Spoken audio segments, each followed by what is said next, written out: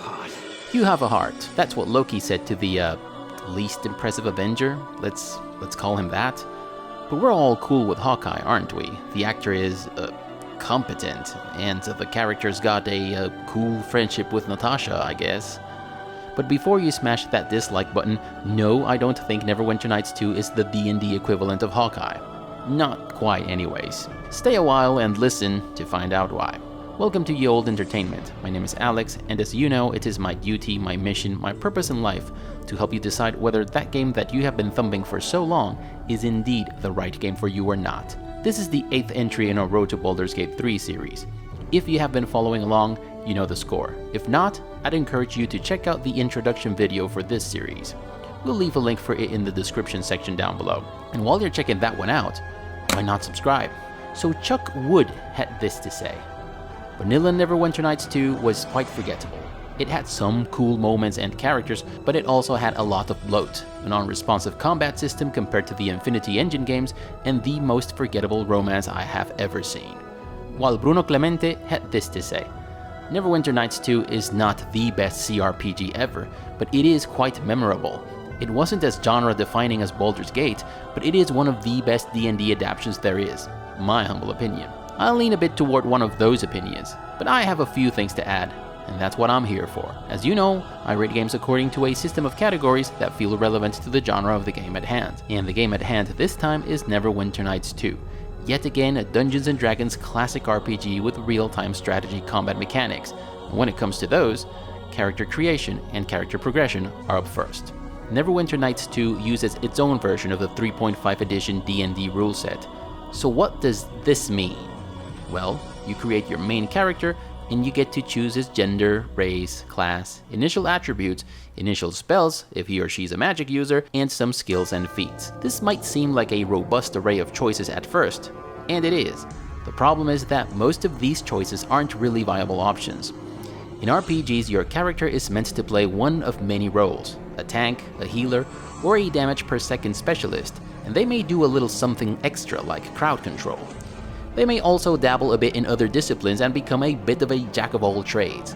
But choosing to boost some of the attributes, feats, and skills available for your character in order to turn it into a jack-of-all-trades or a wild card of sorts has a very good chance of rendering it utterly inefficient in the long run. Since you create only one character, since quite some time will elapse before you have a full party, and since the assortment of available companions is fairly limited until later in the game, being a jack-of-all-trades is not the best idea in Neverwinter Nights 2, and thus, you must inevitably discard most of the skills and feats available. So every time you level, you'll find yourself boosting the same skills and going for those feats that are meant for your character, simply because the others are useless. In theory, leveling should have been every bit as interesting as it was in Icewind Dale 2, and it wasn't. When your companions level, the game makes abundantly clear which skills and feats you should go for. There's a bit more freedom and more customization possibilities with magic users, but that's really not too different from what it was in the other games that we've reviewed in this series, which use advanced 2nd edition rules. The game does offer its fair share of dialogue choices that depend on your skills for diplomacy and intimidation, but I didn't feel like they amounted to much, not as they did in Icewind Dale 2 at least. For example, there's this mission in which you have to find out why lizardmen are attacking the city of Highcliff. You may choose to straight out kill every lizard man who stands in your way until their very chief lies dead. Or you may look into the matter, find out why the lizard men are attacking the humans, and come to a truce with them on behalf of Highcliff. The problem with this is that although you have dialogue options for both diplomacy and intimidation, you may resolve the matter in a diplomatic way even if you don't choose the diplomatic option, and even if you have no diplomacy skill whatsoever. There are many situations like this in which the opportunity cost that should come from having invested your points in this or that skill is completely lost. I invested all my skill points in intimidation, for example, so I shouldn't have been able to strike a non-aggression pact with the lizards. Also, since your main character is the hero of the story, he or she does almost all the talking all the time. This means that putting points into diplomacy or bluffing in your companions won't make much of a difference.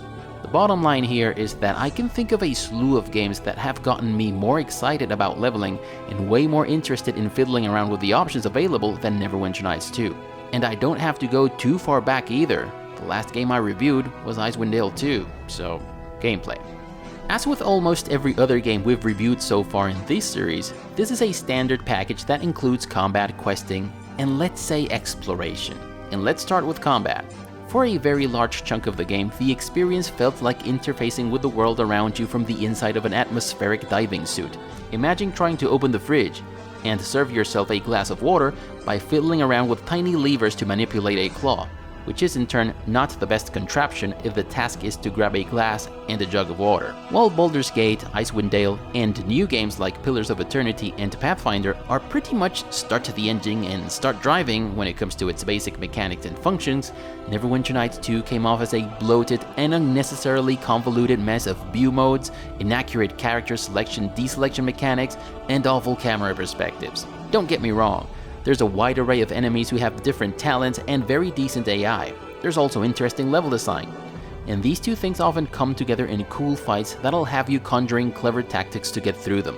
The problem is that controlling your party through most of them is borderline nightmarish. I felt like I was wrestling with the interface almost as much as with the enemies throughout a large portion of the game. These are only some of the issues that I found. Sometimes your companions won't follow you even if you have all of them selected.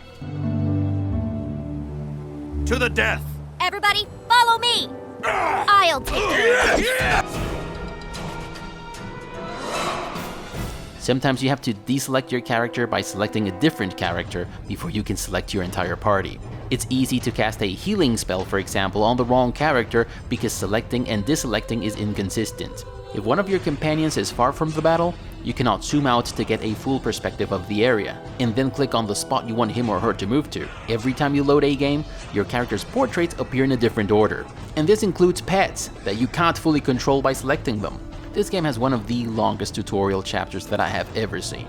That should tell you first, that the game was indeed overly convoluted, and second, that Obsidian were well aware that they didn't handle the UX particularly well. But even as long as it is, the tutorial chapter leaves out some very important details. And if these details were indeed explained, and I missed them, they were poorly explained, or maybe they were explained at a time in which having that knowledge was not helpful.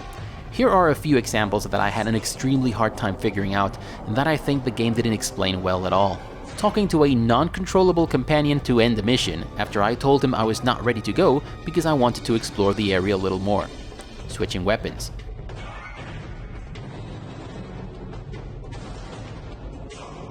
Mapping actions like stealth and search.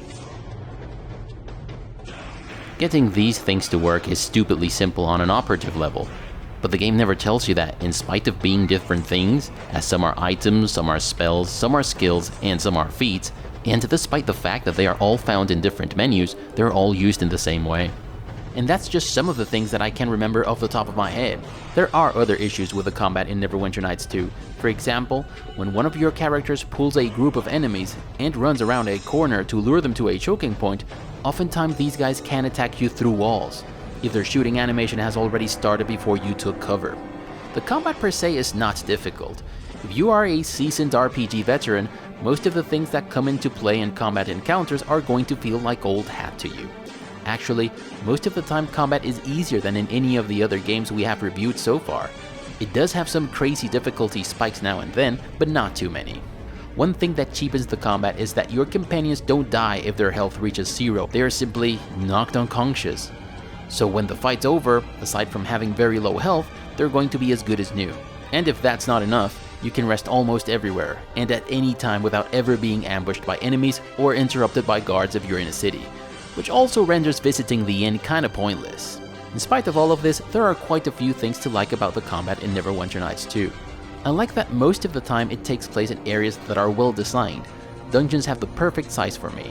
When dungeons are too long, the tension and the sense of urgency of missions tends to dissolve, and your dungeon crawl starts to feel tedious, and that never happens in Neverwinter Nights 2, at least not until the very end of the game.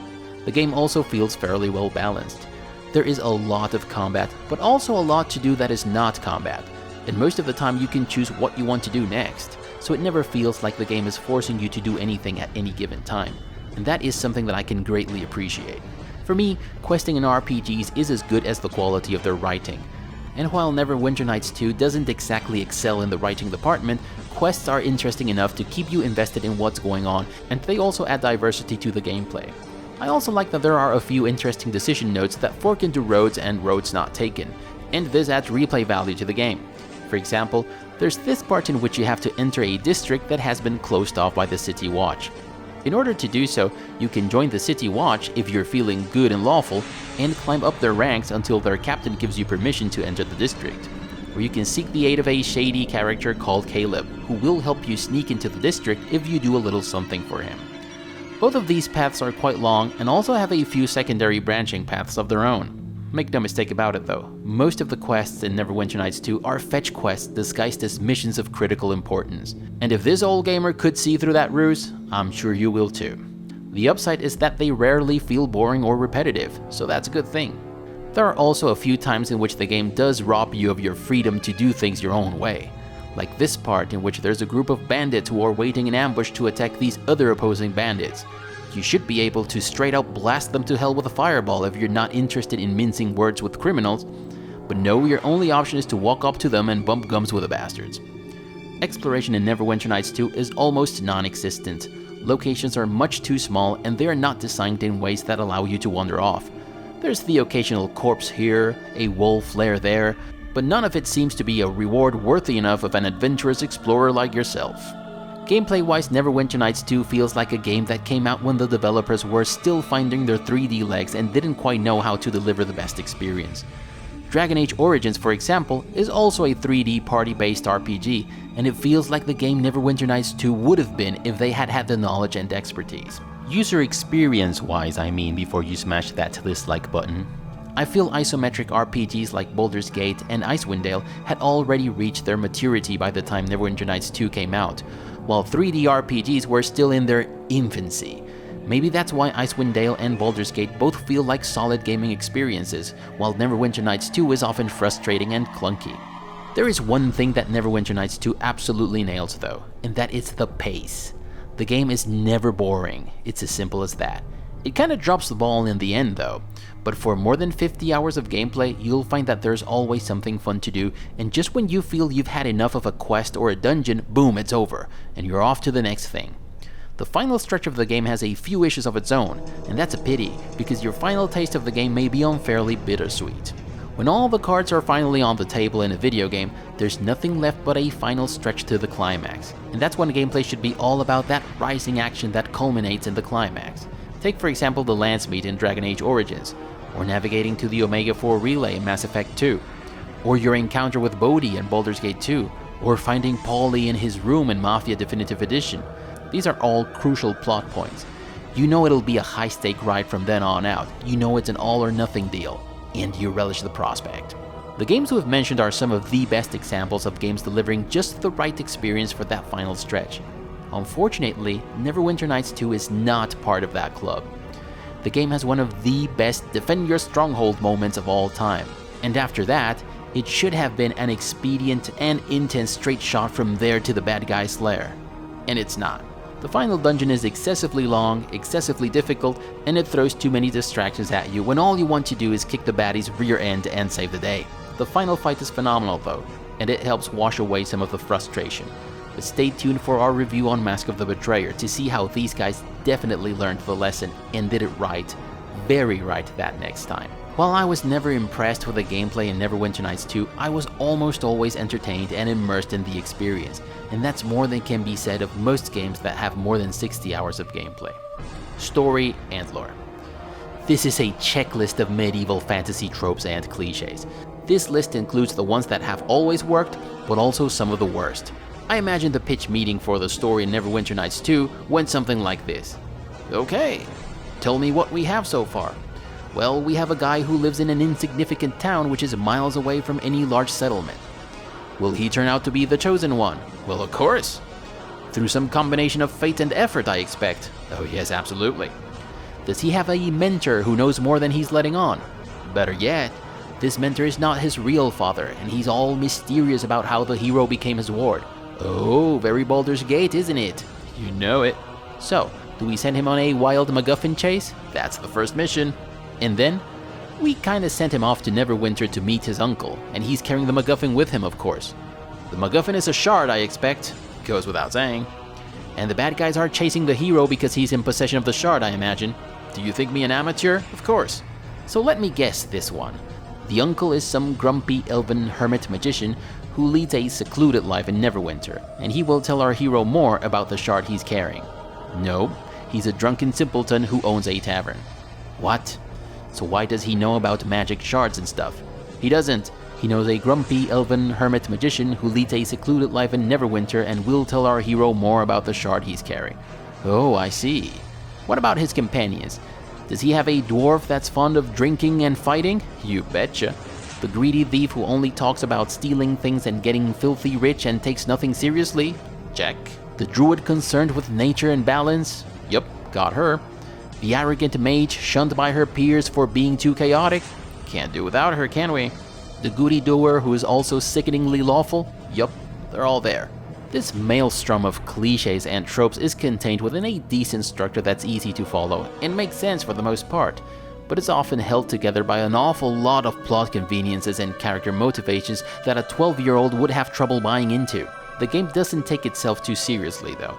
Its levity never descends into farce, but it is naive enough to be entertaining in its own cheesy and on-the-nose way. And you, Sand? Anything more you wish to add that you did not say in the first 3 hours? Only that the dress the ambassador is wearing is clearly out of fashion, a blatant attempt to distract the court from the matter at hand, and is more appropriate for a docked prostitute than a diplomatic envoy. Thank you. I think that in spite of all its cheesiness, and in spite of the many lucky events that keep the plot together, it still somehow manages to sell itself as your story, and that's all you really need for a story in a video game to work.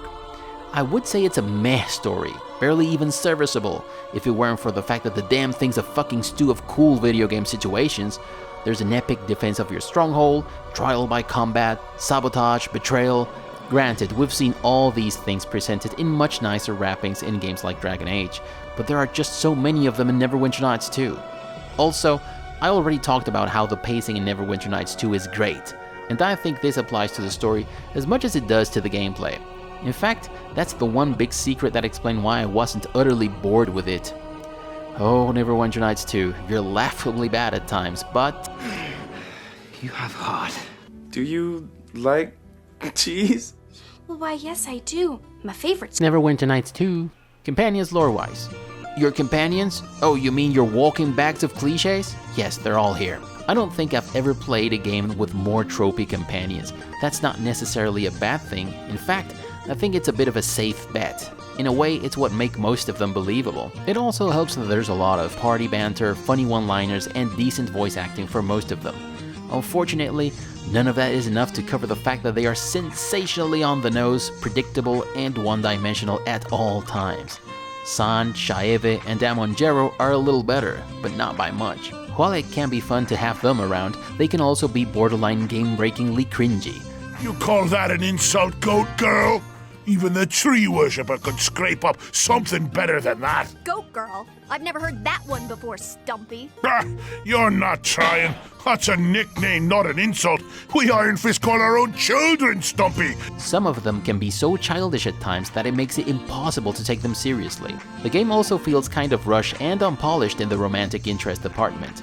There's constant jealous banter between Nishka and Eleni, and many dialogue options that force you into agreeing with one or the other about things.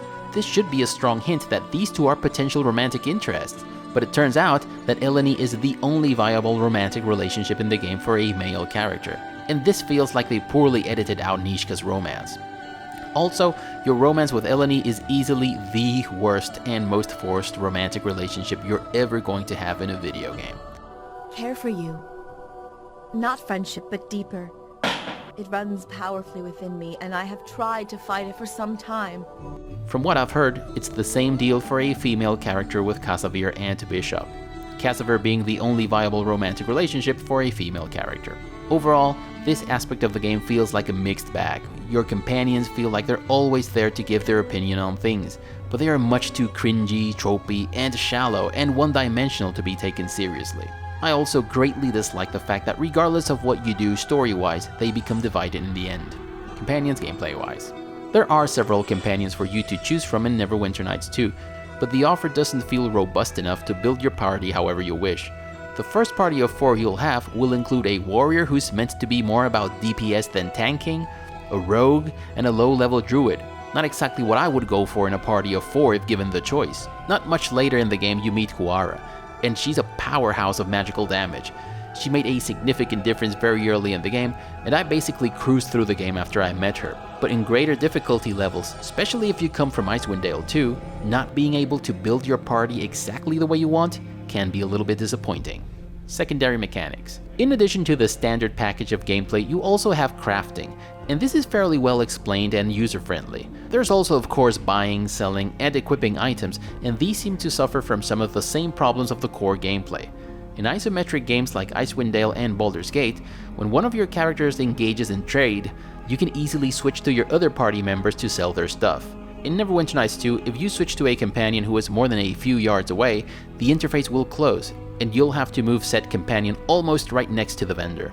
I do like that vendors have interesting gear. In my experience, this is almost a rarity in RPGs. There's also a lot of inventory space, so hoarders like me are likely to feel right at home in Neverwinter Nights 2. One thing that I used to do, both in Baldur's Gate and Icewind Dale, amongst many others, was choose one of the coffers in an inn as my stash to store my loot. But there aren't any empty coffers at the Sunken Flagon, aside from crafting workbenches that you probably don't want to use to stash your loot. This is of course a very personal nitpick, but I can't be the only one who does this. Equipping gear and comparing items is a little better than it was in the other games that we have reviewed so far, but it's far from perfect, and it still takes a huge amount of time to make sure every party member has the best gear available. Like many other aspects of the game, secondary mechanics just feel dated in Neverwinter Nights 2. Sound effects and mix. Eleme Vakrin.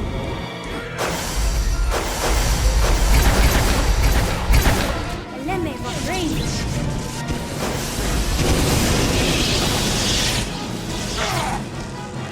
This is by far the best sound design we've had so far in this series.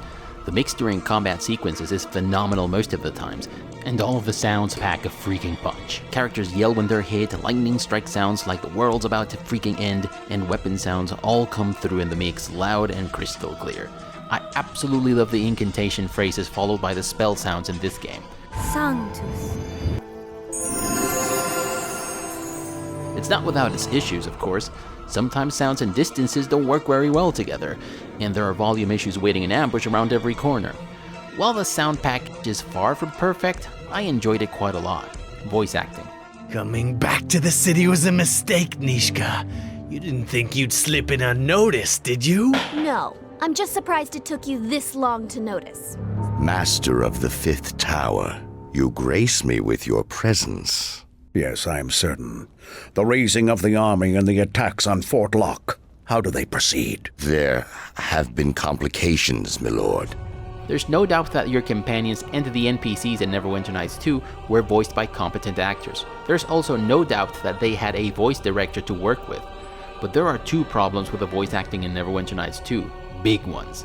First, dialogue lines are often super cheesy, and no amount of voice acting talent can fix that. As if I'd want to stay in that prison with you high-nosed witches for another year. You're right. Here among the docks is where you belong, peddling yourself for cheap coin. Wow! Someone get me a tankard! This is going to get good! And second, whoever was in charge of the voice direction in Neverwinter Nights 2 was absolutely convinced that the game's audience were morons with no cognitive ability, so everything is insultingly on the nose and over the top. Yeah, maybe you'd like to share how long you've been tracking us. If you can take your eyes off our leader for more than a moment. Yes, we get that Niska is jealous. Yes, we get that Amon Jero is evil. Yes, we get that these two other guys are evil, jeez.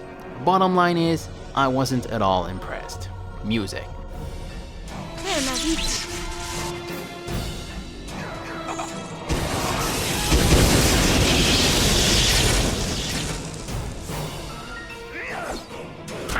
To battle!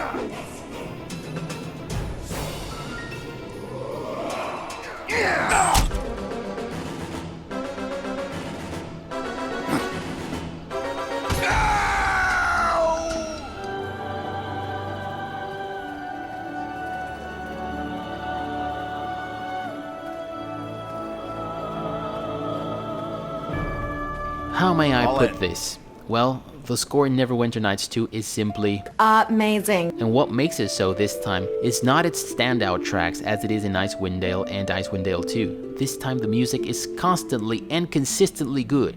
Every time I entered a new location, every time I engaged in combat, every time I went to the menu screen, I would say, damn, the music here is good.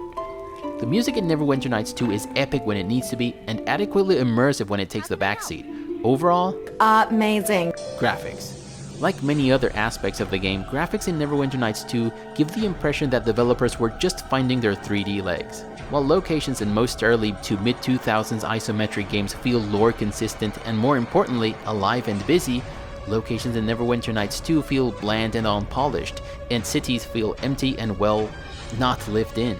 Of course, it is not reasonable to expect to see locations as big, detailed, and as busy as Brynlaw or the city of Am in Baldur's Gate 2. And it's also inevitable to hold the game next to its modern 3D peers. And I don't think I need to say much more. Characters and monsters are a little better when compared to other aspects of the pack, even if they look super dated by current day standards. I think the biggest offender though is the interface. Let's compare Icewind Dale 2 and Neverwinter Nights 2 for a moment. As I've mentioned in other videos, graphic style should also apply to your interface. It can make a big difference in user experience, and a minimalistic approach doesn't quite work for a medieval title in my opinion.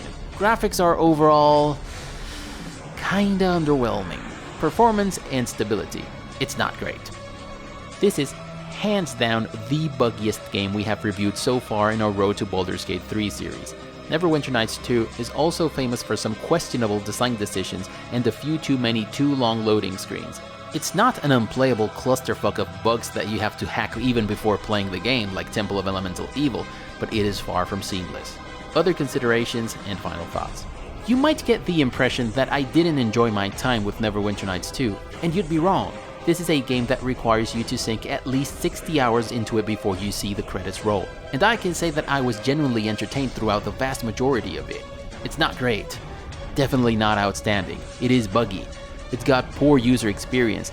Its story is cheesy and riddled with tropes, and its companions are childish and sometimes even annoying.